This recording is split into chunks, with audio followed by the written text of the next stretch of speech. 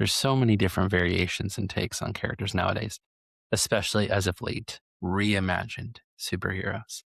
Easy way to make a buck is by repeating an IP, although they rarely score an A. Ooh. My wife and I just wrapped watching Spider Noir, which was pretty good and perfectly distilled for Nick Cage's cheese. Man, we got to review Nick Cage at some point. One day the crew will explore the friendly neighborhood guy, but for today's foray, we explore a variation of Superman, the bad kind of Superman. When determining which Superman of the various Supermans to review first for the show, Homelander quickly became the frontrunner simply because he's the cleanest case study for toxic and fragile masculinity out of the bunch. Omni-Man is also obviously toxic, like Homelander, but definitely not as fragile, at least psychologically.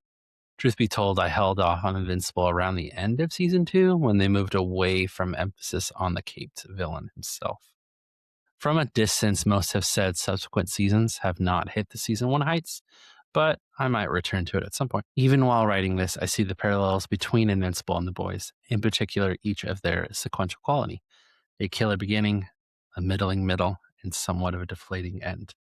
Although both definitely varying in the corniness of it all, even from day one. In my opinion, a part of the Boys' decline is that it progressively leaned too heavily into the Deadpool-y tone, while simultaneously trying to go for thematic broke by so willfully paralleling our modern political moment.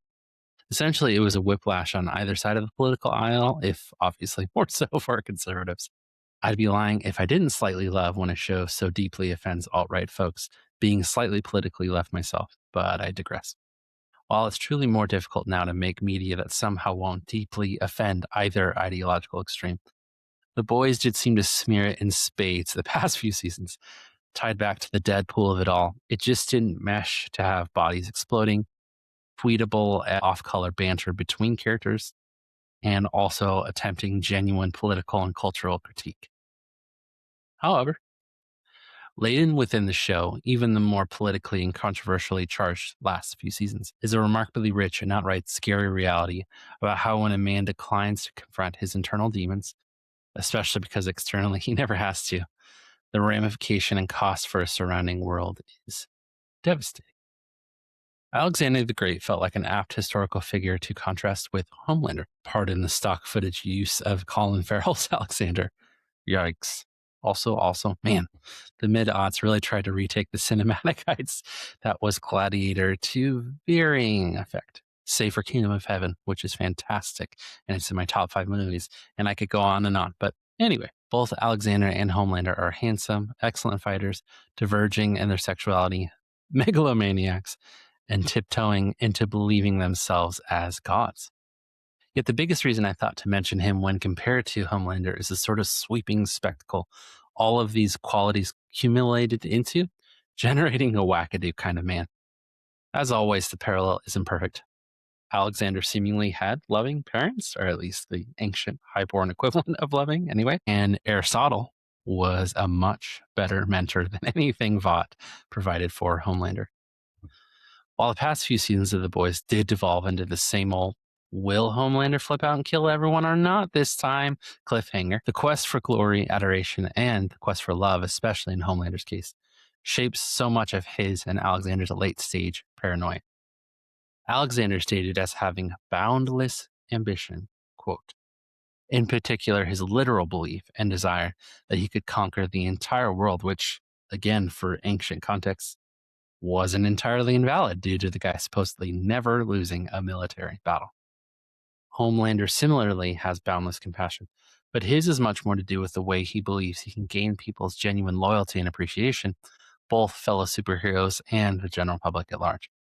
The true genius of The Boys at its best is when Homelander senses the internal emptiness and pain of not being loved, and then he can't reveal this to anyone in his surroundings, and then he desires to save face, and it yields rich attention from all others around him who are aware of this whole spiel, but can't say or even hint at it to him or anyone else in earshot for that matter, due to Homelander's immense immaturity and incapacity to emotionally regulate. An average guy is not similar to Homelander, what with not being infinitely strong and having laser eyes. But this exact scenario plays out in real life, if almost exclusively, with particularly powerful men who, similarly to average guys, often experience unmet emotional need. For men, it is often difficult to receive what you need emotionally from others. So much of the discussion on this channel has centered around the difficulties men face expressing these things even as a need to begin with. Even now, if you were to do a broad strokes YouTube search of content oriented around male self-improvement, I'd be willing to bet at least half, if not more, of the content would contain messaging around a misconstrued understanding of stoicism that eventually devolves into a form of emotional constipation and a heavily reductionistic perspective, often laden with aggressive or passive misogyny. I'd argue it's not as much that we as men are told to be anti-feeling as much as we are taught to be anti-internal, namely to hold it all inside and then never look at what is inside, ever. Just keep going, just keep fighting and pushing yourself. Never show feeling, period. Unless it's about defending your manhood defined as this deeply refined anti-internal experience, which allows anger as the sole acceptable emotion because the threat to your deepest held idea is under siege. The issue is, unfortunately, that an angry man, an empty man, an immature man is very rarely a beloved man. Or as psychologist and theologian David Benner writes, surrender is being willing rather than willful. It is a readiness to trust that is based in love. It is relaxing and letting go. It is floating in the river. That is God's love. For Homelander's case, this is of particular relevance because the show frequently reveals this insatiable thirst he has for genuine acceptance and concern. This thirst is actually quite healthy and is something I wish more of my own male clients experience, and which ends up being the bread and butter of my work in therapy with men. In fact, when clients of mine describe their own versions of aggression, it's always rooted back to some version of unexpressed hurt or pain. In Homelander's case, things get dicey, of course, concerning lasers and exploding bodies. As an aside, seriously, the show is way too obsessed with body parts exploding. I'll get to that in just a second, and the Deadpool tone of it all. But growing up in a lab, detached from his caretakers, and lauded as a chosen one, at least his superhero version, the progression he takes, same as Alexander, to eventually long for society to see him as a god is expected and warranted, and especially when the writing hits, absolutely terrifying. For Homelander, especially by the end, becoming a god becomes synonymous with being loved. Like Alexander, there are many real examples we can see of men accomplishing and pursuing the truly great and spectacular, who start with this internal desire for ultimate meaning, namely the earned and reciprocated love and appreciation of others. The problem becomes how this often eventually spirals to the point of fanaticism and manipulation, all under the supposed guise of desiring dedication and devotion. Insert cult leaders, dictators, deeply dysfunctional parents, and so on. Regardless, the wanting for genuine meaning and significance, especially from genuine kinship and love of others, is a very good and noble thing, but it comes at great risk. C.S. Lewis famously spoke to this. To love at all is to be vulnerable. Love anything, and your heart will be wrung and possibly broken. If you want to make sure of keeping it intact, you must give it to no one, not even an animal. Wrap it carefully around with hobbies and little luxuries. Avoid all entanglements. Lock it up safe in the casket or coffin of your selfishness. But in that casket, safe, dark, motionless, airless, it will change. It will not be broken. It will become unbreakable, impenetrable, irredeemable. To love is to be vulnerable. While he'll get a whole episode to himself, I see you, Bob. Contrasting Homelander furthermore to Superman of the past year, the OG of his character archetype, and we see this good desire pursued healthily. Clark just wants Lois's love. He won't coerce, won't manipulate, won't gaslight. Being raised by good, honest, and kind parents, Clark intuitively knows that love is chosen rather than forced. Lois will pick him or not, and his identity, while potentially being shaken, won't be shattered if she denies him. This is unlike Homelander. Both men want love and go to great strides in its pursuit, but one is concerned for the genuine well-being of others, even at his own peril, while the other is concerned solely with his own well-being, while genuinely deceiving himself into believing he's concerned for others. Here's a take from Thomas Merton, siding with good old Clark. The beginning of love is the will to let those we love be perfectly themselves, the resolution not to twist them to fit our own image. The Boys I didn't think ended as poorly as others thought. I never really envisioned it as having a deep, rich, cinematic, and thought-provoking close. I was fine with the simple face-off we got with Homelander and Butcher, who, frankly, could probably get his own deep dive and may in the future. The same Deadpool-y tone I mentioned earlier I tolerated mostly, even when I normally wouldn't, because the political parallels and the Watchmen-esque, edgy superhero stuff was really, really good, especially at the beginning. If it also felt like it came a little late to the self-aware, self-commenting, and self-parodying party of superhero media.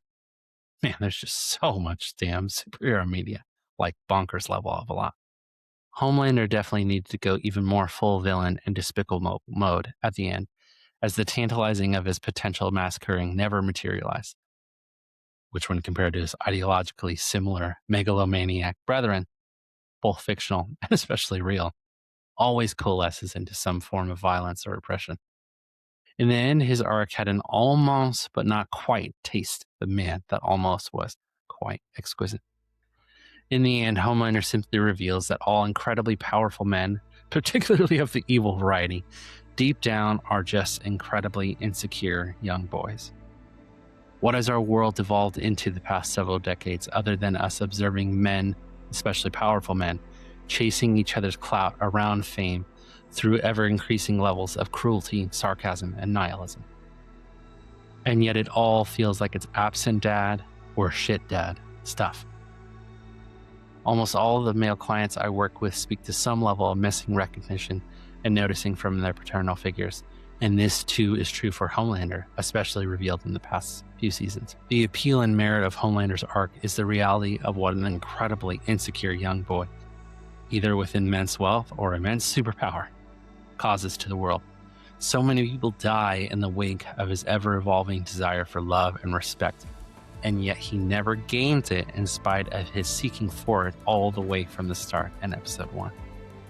For all of the effort, the PR shifts, the new allies he gets, and everything in between, he never gets even close to that genuine love, and if anything, he only gets further away from others.